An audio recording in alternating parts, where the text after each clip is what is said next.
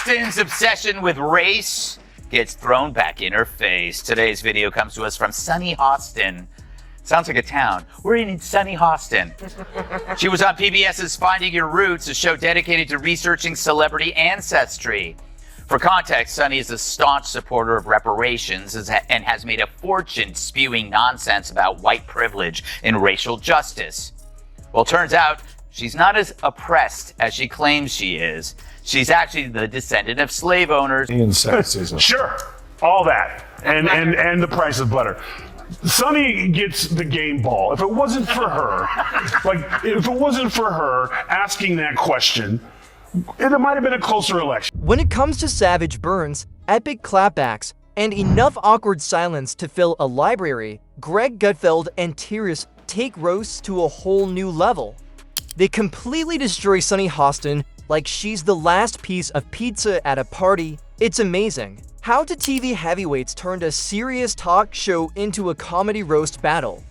This hilarious takedown is sure to go down in history. Nothing really comes to mind. I was like, cha-ching. Listen, they're bitter, they're angry, they're entitled. They also should be. This should have been a reset for everyone who pushed lies and misinformation for the last. They call them Hitler. They call these things. America rejected them, and instead of coming back and saying we lied, they instead are now doubling down. So let her keep doing it, because if she keeps that up, we're going to keep getting the Senate and probably the House and the White House, because people see right through your lies. So keep doing what you're doing. Game ball to Sunny. Greg Gutfeld and Tyrus are back at it, and this time they're going after Sunny Hostin.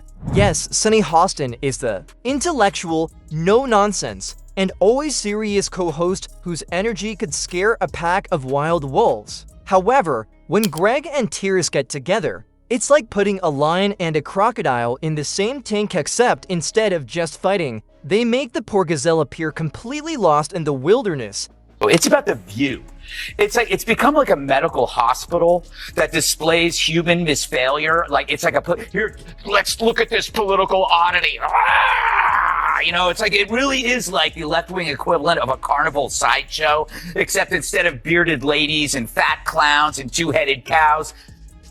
Well, let me rephrase that. When Greg Gutfeld opens his mouth, it's like a comedy grenade going off in a library, and when Tyrus chimes in, it's like a gentle giant dropping a piano on your foot slowly, steadily, and devastatingly. Sunny Hostin is known for being the epitome of serious daytime TV punditry. If earnestness were a sport, she would have more gold medals than Michael Phelps. But she reads the news like it's a somber national tragedy, delivering each sentence with the weight of a funeral procession. It's not even that. In The View, you don't need to find Trumpers. You need to fire your race baiters. Yeah. You need to fire the two races. You've had people. You had a McCain on there. You've had people on there before, and you ran them off. So the racist ones who want to stick to this, Whoopi and Sunny, and the, was it Bette Midler? What's her name? The broke-ass Bette Midler. Fire them and bring people in. Maybe you could get McCain to come back. She was a Republican, but every show and every break, she was nearly in tears because she was being attacked. Let's first speak with Greg, having the punchlines to back it up. Greg Gutfeld is the type of person who views the news as a comedy that keeps getting better on its own. Watching Greg take on Sunny Hostin is like watching a Shakespearean playwright mock a soap opera star. Greg's combination of cultural allusions and sarcasm is so spot on that you'd think he has the entire internet in his back pocket. The View is a victim of the sunk cost fallacy. You know, how can you now speak the truth and when for years you've been telling lie after lie after lie? Now you're carrying this big bag of rocks around you because it's too harmful for their ego to admit that we really were dishonest. And they could be honest. All they would have to say is, look, we hate Trump so much. We were willing to lie about Joe Biden because we felt he was preferable. We thought our lying and our cover-up was on your behalf. Just say that. You're still scum, but at least you're honest. Greg has not merely disparaged Sunny. He uses her as a metaphor for all he criticizes about the media, self-righteousness in designer clothes, virtue signaling, and predictable anger. He portrays her as the epitome of TV personalities who treat sincerity like a full-time job, unable to recognize that comedy is a tool rather than a threat. Greg's trademark tactic is to make Sunny's weighty arguments sound like robotic progressive scripts, making her remarks so monotonous that even fans stop paying attention. But Greg's quips aren't just cruel, they're incisive. His humor reveals contradictions in Sunny's persona and the theatrical quality of daytime political shows, which are frequently more soap opera than news. Tyrus, by contrast, is more straightforward and understated. He delivers his lines calmly and bluntly, like a warning you don't realize until it's too late. The problem is that you have to go after the racist people, and if the CEO goes, you know what, I'm not going to allow a woman on my show, or man, that will go after white America and talk about them like dogs. That doesn't represent our ideals or values for anyone. And get rid of those people, and this will clear up real quick. So do you have to actually look in the mirror and clean up your own backyard and get the racist people out? Because that's who you allowed in. You allowed black racist on TV who could just go all day and say anything about white people. And I guess lo and behold, they forgot that there's a lot of people at home, white people at home during the day, that are not watching your show anymore. So just clean. Tyrus is the slow burn. He lets silence do half the work, whereas Greg is brimming with sarcasm. Sunny Hostin is a perfect example of how his comedy deflates the exaggerated.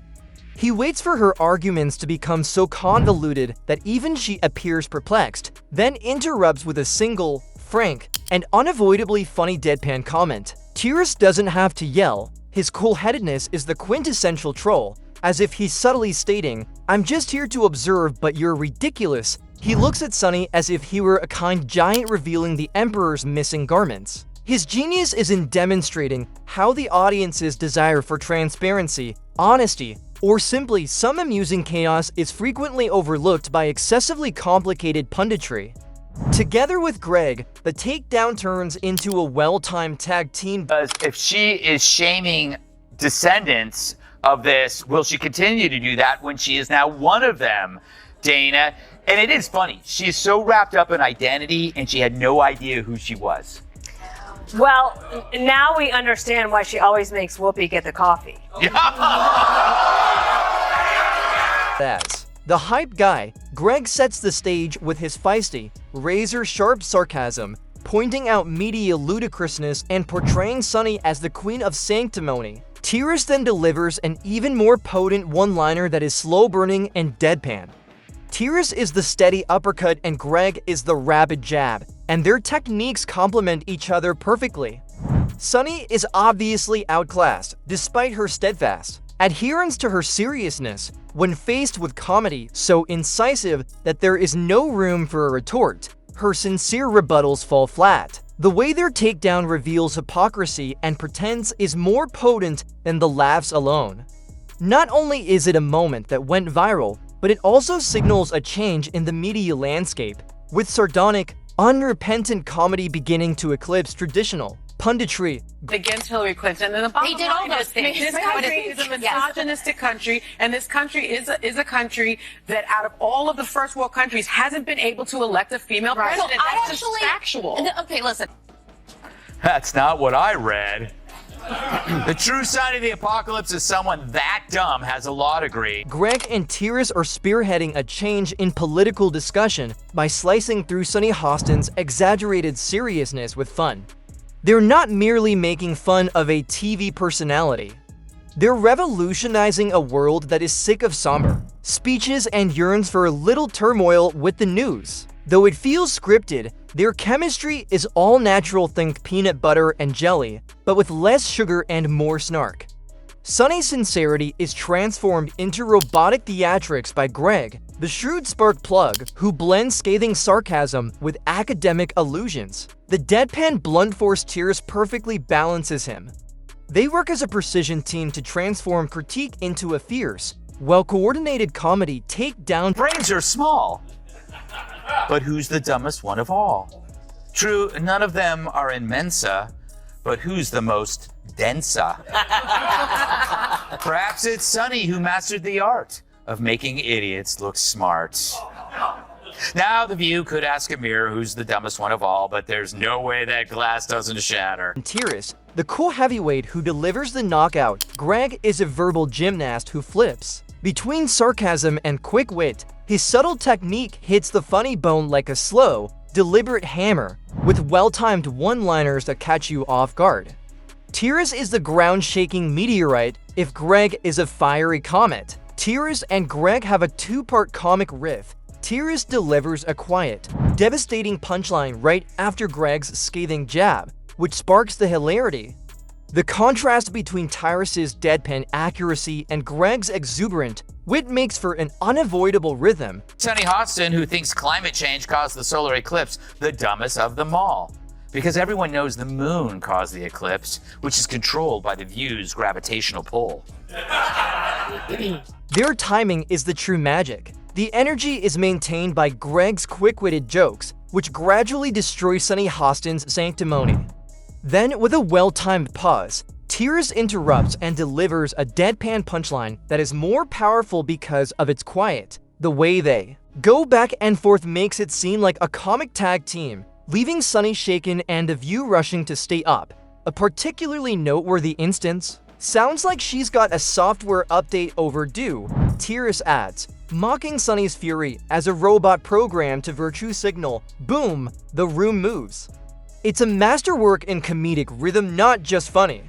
Sunny's gravity breaks under their accuracy. This goes beyond a simple roast. It's a dismantling of punditry masquerading as television humor that exposes more than just the absurdity. Well, I make fun of The View a lot, but that's only because they keep talking.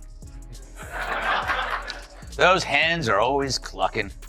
They get to say stupid stuff for an hour every day, and then I get to say stupid stuff for an hour every day, except on purpose. But every now and then, one of those dingbats inadvertently says something that reveals modern liberal thought so perfectly it deserves further study. You know, like a weird serpent that washed up on the beach and you want to poke it with a stick. A larger cultural shift in political commentary, a move away from traditional punditry and toward humor as a scathing tool for critique is reflected in Greg and Tyrus's blistering attack on Sunny Hostin. The seriousness and moral conviction that once characterized serious reporting have become cliched and easily mocked. If Sunny's seriousness is repeated too much, it becomes less effective. This is countered by Tyrus and Greg, whose comedy cuts through the clamor and reveals the ridiculousness that lies beneath the gravity. Their takedown is not only amusing, but it also reflects shifting media preferences, commentary that represents chaos, not just polished talking points, is what audiences want these days. That's exactly what Tyrus and Greg deliver. To tell the audience that she tips big because even she knows she sounds insufferable. Hey, I'm an but at least I tip. This dame probably virtue signals on the toilet. But that's not the point here. While everybody else was trying to figure out how to survive as the government told us that breathing in public could kill us, Sunny was lolling around in her big house clicking on pictures of arugula while mixing Cocoa Puffs into her Haagen-Dazs. Oh, the oppression. I wonder if she wiped down the groceries herself or had her maid do it. Tyrus and Greg are cultural analysts who use humor as their most effective tool. They're not merely making fun of a TV celebrity.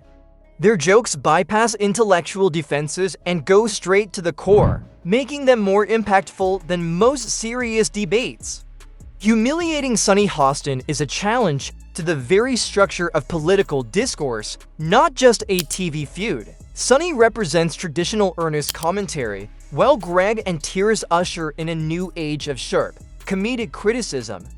They don't just entertain, they dismantle, expose, and redefine. And when Sunny faces them, her credibility crumbles. In the battle between seriousness and sarcasm, sarcasm always wins.